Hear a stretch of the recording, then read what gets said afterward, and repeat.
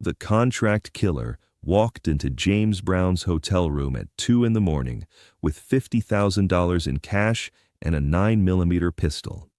He was supposed to kill Brown, take a photograph as proof, and leave. Clean, professional, no witnesses. But when Brown opened his eyes and saw the gun pointed at his head, he didn't scream or beg or try to run. He said 7 words that changed everything. "Before you shoot, can I ask why?" What happened in the next 3 hours became the strangest night in both men's lives, and ended with the hitman doing something no one had ever done before. He refused the contract, returned the money, and walked away from $50,000 because of a conversation about music, dignity, and what it means to be a man. It was November 1971 in Chicago. James Brown was staying at the Palmer House Hotel, one of the most luxurious hotels in the city. He'd just performed 2 sold-out shows at the Chicago Theater, 12,000 people total, pure electricity, the crowd going insane. After the second show, Brown had gone back to his suite, ordered room service, made some phone calls, and fallen asleep around midnight. The man who'd been hired to kill him was named Vincent Russo. He was 34 years old, had been doing contract work for the Chicago mob for 8 years, and was very good at his job. Professional, careful, never caught. 23 confirmed kills, though the police only knew about 5. Vincent didn't enjoy killing. He wasn't a psychopath. He just viewed it as a job that paid well and required certain skills he happened to possess. The contract on James Brown had come from a casino owner named Frank DeLuca. DeLuca ran several illegal gambling operations in Chicago and had convinced himself that Brown owed him money from a poker game 6 months earlier. In reality, Brown had won legitimately, but DeLuca was the kind of man who couldn't accept losing. So he'd put out a $50,000 contract. Kill James Brown, make it look like a robbery, send a message that you don't win against Frank DeLuca. Vincent had taken the job because $50,000 was excellent money, and the target was a celebrity, which meant the cops would investigate hard. But Vincent was confident. He'd done harder jobs. He'd studied Brown's schedule, learned his security patterns, gotten a key card to the suite from a bribed hotel employee, and planned everything perfectly. At 2 a.m., Vincent entered the suite. The living room was dark. He moved silently through it, checking corners, making sure Brown was alone. No bodyguards in the suite. Brown liked his privacy at night, sent his security home after getting safely to the hotel. That was the opening Vincent needed. He moved to the bedroom door. He could hear Brown breathing, the deep, regular rhythm of sleep. Vincent pulled out his pistol, screwed on the suppressor, and pushed the door open. Brown was lying in bed, covers pulled up to his chest. Vincent crossed the room in 4 silent steps and stood beside the bed, gun pointed at Brown's head from 2 feet away. 1 shot, quick death, photograph, leave. But something made Vincent hesitate. Maybe it was seeing Brown in person, smaller than he looked on stage, vulnerable, just a man sleeping. Maybe it was the photograph on the nightstand of Brown with his kids. Maybe it was the fact that this was James Brown and Vincent had grown up listening to his music. The hesitation lasted maybe 3 seconds, long enough for Brown's eyes to open. Brown woke up the way people do when they sense danger, instantly alert, every sense heightened. He saw the man standing beside his bed, saw the gun, saw death 2 feet away. Most people would have panicked, screamed, tried to fight or flee. Brown did something different. He looked at the gun, looked at Vincent's face, and spoke calmly. "Before you shoot, can I ask why?" Vincent was thrown off balance. In 8 years of contract work, no one had ever asked him that.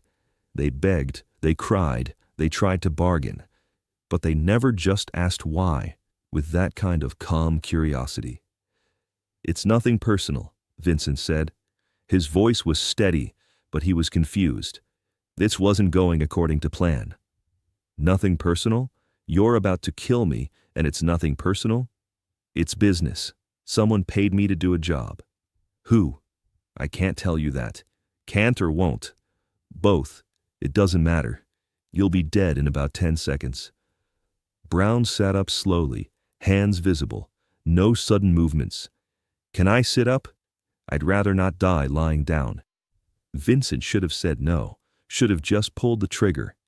But something about the way Brown asked, not begging, just requesting a small dignity, made Vincent nod. Brown sat up against the headboard. Thank you. Now, you said someone paid you. How much? Why do you care? Because I want to understand what my life is worth. What price did they put on James Brown's head? Vincent hesitated. Then, 50,000. Brown let out a low whistle. 50,000. That's actually kind of insulting. I would have thought I was worth at least 100. Despite himself, Vincent almost smiled. 50,000 is a lot of money. For you, maybe. For me, I make that in 2 shows. You're going to kill a man for what amounts to 2 nights of my work? Doesn't seem like a very good deal. It's good money for 1 night's work. 1 night's work that makes you a murderer. 1 night's work that you'll carry for the rest of your life. 1 night's work that changes who you are forever. Still seem like good money? I've done this before. I'll do it again. It's what I do. Or, is it just what you've convinced yourself you are because you're good at it? Vincent felt himself getting angry. This wasn't how this was supposed to go. The target wasn't supposed to be philosophical. I'm not here for a conversation. I'm here to do a job. Then do it. Pull the trigger. But before you do, let me ask you something. Have you ever listened to my music? The question caught Vincent completely off guard. What? My music. Have you ever listened to it? Of course, everyone has. What's your favorite song? What does this have to do with anything? Humor me. I'm about to die. Let me have one last conversation. What's your favorite James Brown song? Vincent lowered the gun slightly. This was insane. He should just shoot and leave, but he found himself answering. Papa's got a brand new bag. Good choice. Classic. Why that one? I don't know. The energy, the groove, it makes you want to move. It makes you feel alive, doesn't it? Makes you feel powerful. Makes you feel like you matter. I guess. That's what music does. It reminds us we're human, that we're alive, that we have souls that can be touched by something beautiful. And you're about to destroy the person who made you feel that way. For $50,000. Vincent raised the gun again. Stop trying to manipulate me. I'm not manipulating you. I'm talking to you, man to man, setting aside the gun and the contract and the money. I'm asking you to see me as a human being, as the person whose music made you feel alive, and to ask yourself if you can really kill that person and still be who you think you are. You don't know who I think I am. I know you're not just a killer, because if you were, I'd be dead already. You would have shot me in my sleep. But you hesitated. You're hesitating now. That hesitation is your humanity, fighting against what you do for money. My humanity? Vincent laughed bitterly. I've killed 23 people. And how do you feel about that? I don't feel anything. That's the point. Liar. If you didn't feel anything, you wouldn't be angry right now. You wouldn't be defending yourself to me. You wouldn't need to convince me, or yourself, that you're just a machine doing a job. You just pull the trigger and leave. Vincent stared at Brown. The gun was still pointed at his head, but Vincent's hand was shaking slightly. Why are you doing this? Vincent asked quietly. Because I'm fighting for my life, but not the way you think. I'm not trying to overpower you or escape. I'm trying to reach the part of you that knows killing me is wrong. The part of you that's human. The part that listened to my music and felt something. Even as that part exists, it doesn't change the contract. It doesn't change the $50,000.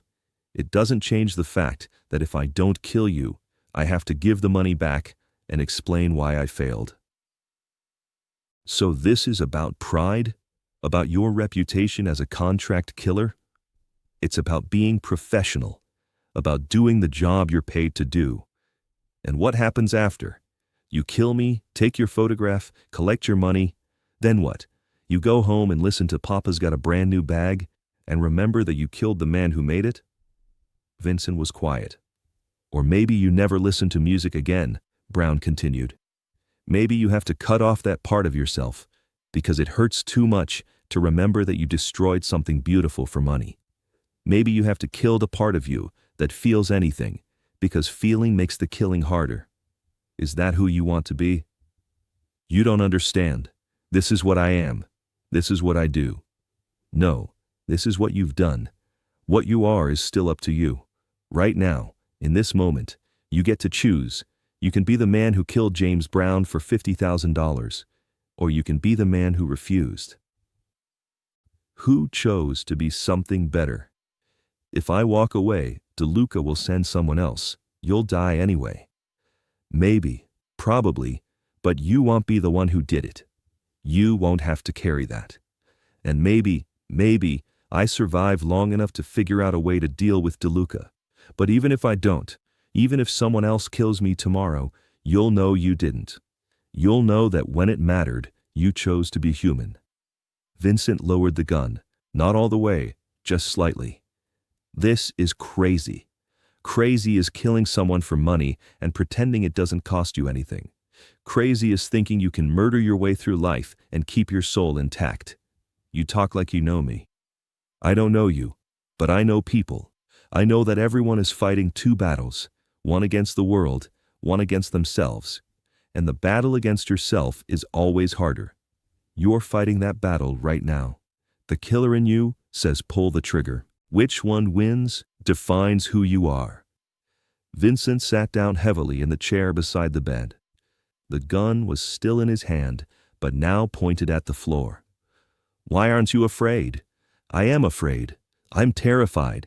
But I'm more afraid of dying without trying to save myself. And I can't fight you physically. I can't overpower you. All I have is words. So I'm using them. You're good with words. It's part of my job. I move people.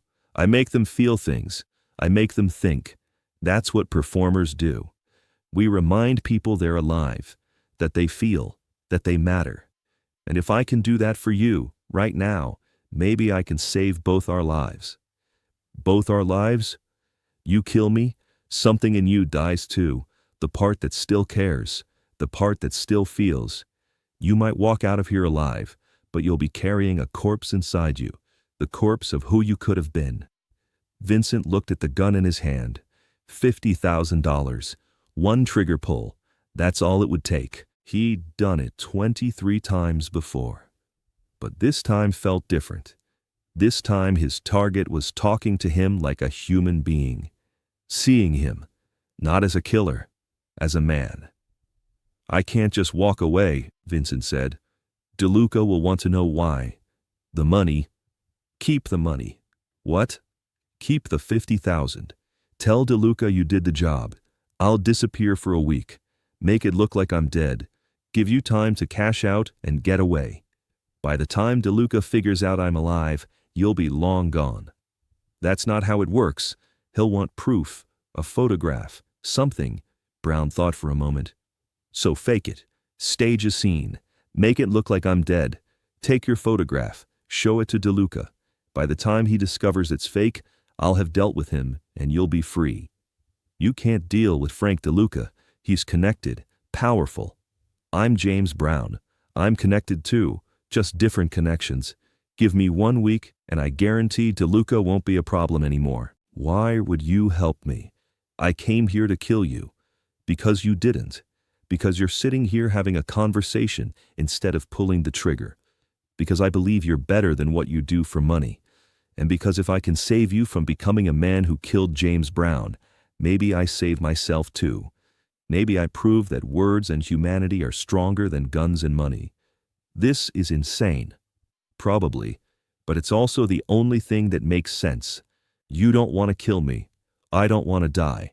We both want out of this situation, so let's find a way out that doesn't destroy both of us. Vincent stood up. He looked at the gun in his hand, then at Brown, then back at the gun. Finally, he put the safety on and tucked it into his jacket. I must be out of my mind, Vincent said. Maybe, or maybe you're finally listening to the part of yourself you've been ignoring for 8 years. If this goes wrong, if DeLuca comes after me, he won't. Trust me. Then this whole thing goes away. Vincent moved toward the door, stopped, turned back. Papa's got a brand new bag. That really is my favorite song. I'm glad. Keep listening to it. Let it remind you that you made the right choice tonight. After Vincent left, Brown sat in bed for an hour, hands shaking, adrenaline crashing through his system. He'd just talked a professional killer out of killing him. Just convinced a man who'd murdered 23 people to walk away from $50,000. He picked up the phone and made a call to a friend who had connections to organized crime. Explained the situation with DeLuca. Within 3 days, DeLuca received a visit from people who explained that James Brown was protected, that the contract was void, that any further action would result in serious consequences. DeLuca backed off immediately. Vincent Russo disappeared, left Chicago. No one in the mob world heard from him again. There were rumors he moved to Arizona, changed his name, started a legitimate business. Some said he became a music promoter. Others said he opened a restaurant. No one knew for sure. But 30 years later, an old man in Phoenix sent a letter to James Brown's estate after Brown's death. The letter was signed, "Someone who almost made the worst mistake of his life." It read, "Mr. Brown showed me that I was more than what I did for money. He saved my life by refusing to let me take his. I've spent every day since trying to be the man he believed I could be. Thank you for the music. Thank you for the conversation. Thank you for seeing me as human when I'd forgotten I was." If this story about choosing humanity over money, about words being more powerful than weapons, and about the courage to see the good in someone holding a gun to your head moved you, share it with someone who needs to understand that we're all capable of change, even in our darkest moments. Subscribe for more stories about the power of treating people like human beings, even when they're treating you like a target. And remember, sometimes the most revolutionary thing you can do is refuse to let someone become the person they're about to become. Sometimes talking is braver than fighting.